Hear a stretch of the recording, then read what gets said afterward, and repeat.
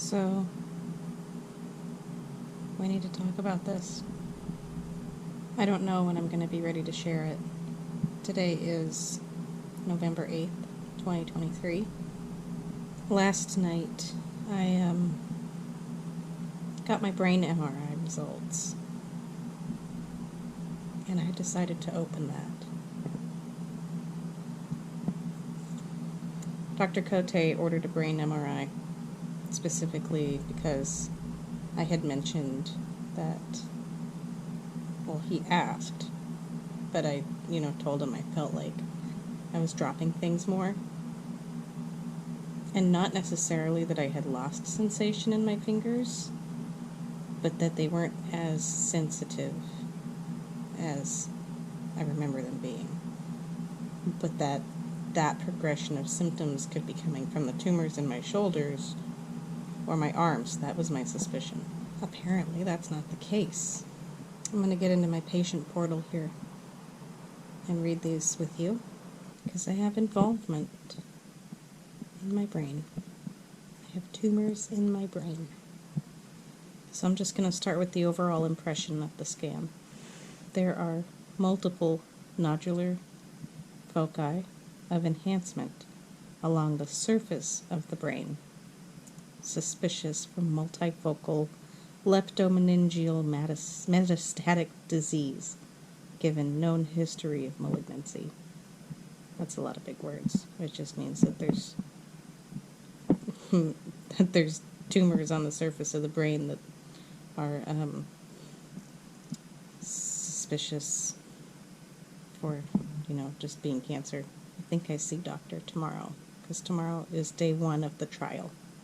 As well as multiple enhancing osseous lesions, as described, are also suspicious for metastatic disease, given known history of osseous metastases everywhere. Not everywhere, sort of everywhere, elsewhere in the body. Osseous lesions are bone lesions. So what they're seeing is I have them in my brain and in the skull. So there are lesions along the left inferior post-central gyrus. It's over here. That part of the brain is actually in control of touch and sensation. So right off the bat, we're like, oh, that could be doing something. The right anterior temporal lobe, right inferior temporal lobe, right occipital lobe. The occipital lobe is your eyeballs. Left temporo-occipital junction, and left cerebellum. No evidence of midline shift or hydrocephalus. That's great. That means my brain shape is normal and I don't have an excess buildup of fluid. There are also multiple osseous bony lesions involving the calvarium bilaterally, the largest measuring 10 millimeters, which is a full centimeter. 10 millimeters is 1 centimeter. The right sphenoid triangle and anterior arch of C1, which is your cervical spine, which are all suspicious for metastatic disease. I haven't told my family yet, because I want to be able to talk to the doctor and get his interpretation of this and go over the images with him before I say anything. Because I know that when I tell anybody, I'm going to get a bombardment of questions and shock, and I want to be as prepared as possible for those conversations. I'm just afraid that this is the nail in my coffin. Typically, when someone is diagnosed with a leptomeningeal metastatic disease, that means it's in their cerebrospinal fluid. By the way, this is such an odd cancer, and who knows how long I've had lesions in my brain and skull. Because this is the first brain MRI I have had. And yes, I have had PET scans, that look at the top of the head to mid-thigh, but the brain always has the brightest overall imaging during a PET scan because it takes up a lot of that glucose, and the way a PET scan works is when, areas of cancer are active, that radioactive glucose that they inject you with lights up. But the brain always lights up because it's such an active, glucose intake area, period. So those tumors could be there and just not visible due to their size and the place. I know I definitely felt a bit in shock when I read that. And I was hesitant to open it. So, honestly, I kind of was like, maybe I shouldn't. And I opened it anyway. I suspected that if I have some brain involvement, it's small and minimal, but that's clearly not the case. And I know, I'm sorry, you're probably getting bored hearing me drone on. Yeah, I'm definitely in shock over it. I haven't had an appetite since last night, since I read this. I have eaten. I have made myself eat. I know I have to. I know I have to eat dinner tonight, because I will heavily regret it tomorrow if I don't, because I have to fast before I take the medication and after. And you know how when you're told to fast is when you're most hungry. So that's my news. That's an update I wasn't expecting to give you. Good morning. Today is November 9th. And it is 6:12 in the morning. I am waiting for my ride to get to my hotel. It would take me to the hospital because day 1 of the trial is today. Sorry for my voice. I'm out with COVID, so I sound like a frog. You don't want to see him. No. How are you feeling? Are you doing any better? Yeah, I'm getting there. I told you I took a melatonin last night because I was coughing and I feel like a disaster this morning. Oh no. I'm sorry. You can't handle the melatonin. No. It's too hard for it now. So, Joanna, did you see the MRI brain report? Unfortunately, I did, yeah. Yeah, so I spoke with neuroradiology, I spoke with neuro-oncology.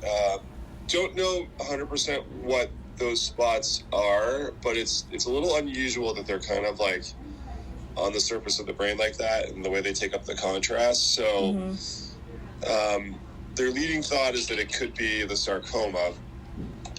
What is weird is that there's no irritation of the brain underneath the spots where usually there is. So we don't know for sure, but we definitely need to follow them. Okay.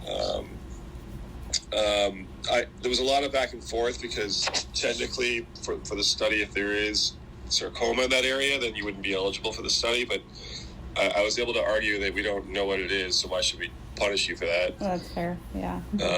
And they understood that. So I think we just got to keep a close eye on it. I don't think there's any additional safety concern as far as the drug goes with those spots. It's very, if it is sarcoma, it's a very different scenario than if it was like breast cancer or something in that area. So anyway, we're going to need to follow those with MRI. At some point, I may have you see the neuro-oncology team.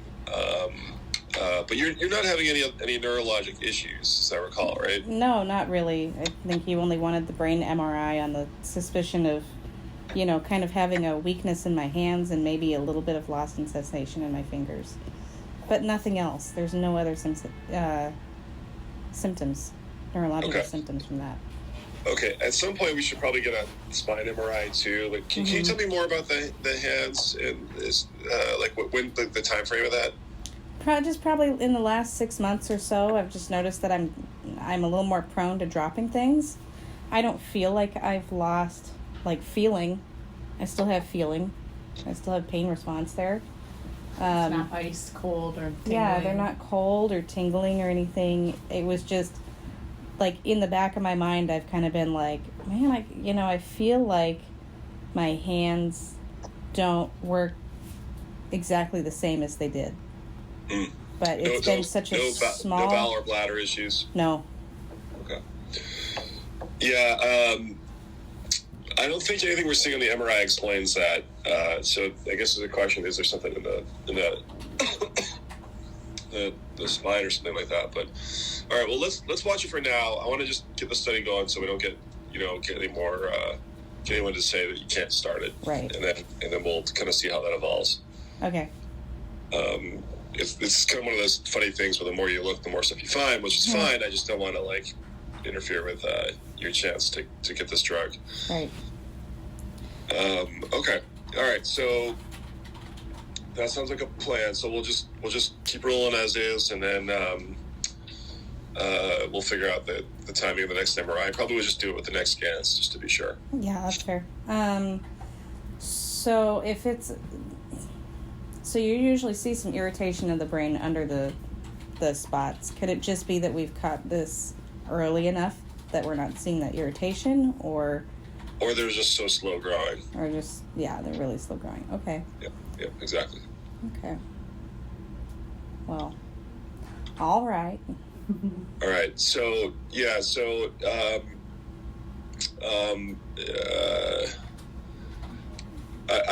this would be pretty rare to be EHE in that location, but nevertheless, there's something there that we just gotta follow it. Okay? Right. Yeah, the skull lesions don't surprise me. If Correct. that is Yeah, me EHE, either. but Yeah, me either. in the brain, I was a little bummed to read that. Whether it's EHE or something else, that's Oh yeah, the thing in the still brain. kind of That spot in the brain, I don't think they thought was the EHE. Yeah, it was just the stuff on the surface. yeah, which is odd. Yeah. So. Okay. All right. Any questions? No, not that I can think of. Okay. If we're following up with neurology, so that's all good. right. Hopefully, I'll see you next week if I'm assuming I'm allowed to see patients. So we'll see. Yeah, I hope you feel better. All right. Thank you. Yes, You're I'm welcome. definitely improving day to day. So. Oh, good. All right. All right. Thanks, Greg. All right. See you guys. Bye. Bye. As I said on the phone, I'm remembering now. Bottom line is we don't know what these are, but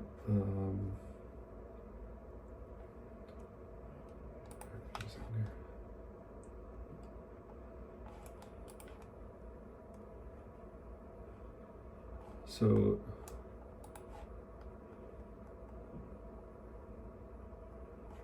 looks like that. That is weird. Mhm.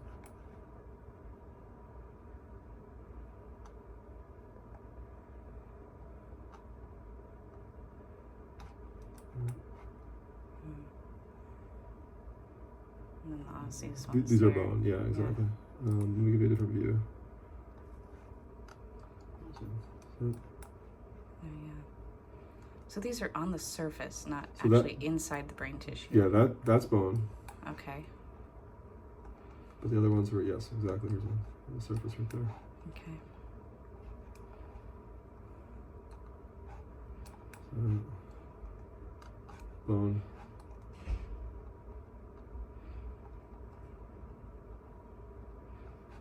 Sorry, the software is really slow here. It's okay.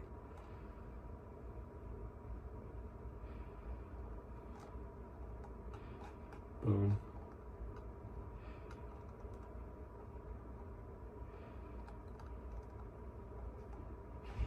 That thing right there. Oh, sorry, that's a blood vessel. So it looks the same. So, obviously, not great news. I'm not convinced the ones on the brain aren't EHE, but that'd be really cool if they were not. Doctor's not convinced they are, which I don't really know what to make of that. He also mentioned it could be autoimmune or viral. And I have no idea what either of those could be. So I've had a couple of weeks to sit on this, and I'm not feeling as distressed by it But that's that news, and either way, I've got shit on my brain, which isn't great. I have not yet met with neurology.